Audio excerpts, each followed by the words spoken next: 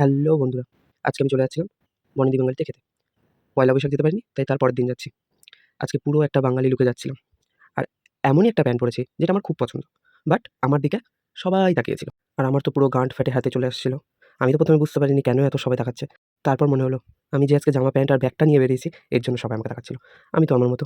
আমি তো কারো দিক পাত্তা না দিয়ে নিজের মতন ঘুরে বেড়াচ্ছি, রিল বানাচ্ছি। তো ভেতরে গেলাম ১ম এ বার্থডের কেক কাটা হলো। এত খাবার দিয়েছিল, উফ! প্রচুর খাবার দিয়েছিল। বাট ভাই পনির কে একটা দেয় ভাই? মাংস দিয়েছিল অনেকগুলো। প্রচুর টাকা ধ্বংস হয়েছে মনীষাদির। আর লাস্টে সুন্দর করে আমি আমার পাত্তাকে সাজিয়ে এসেছি। এদিকে সুগন্ধা বিভিন্ন আইটেম আলাদা কিছু দিয়ে টেস্ট করছিল। আর আমার পাত্তা দেখেই তো বুঝতে পারছো কত সুন্দর করে আমি সাজিয়েছি।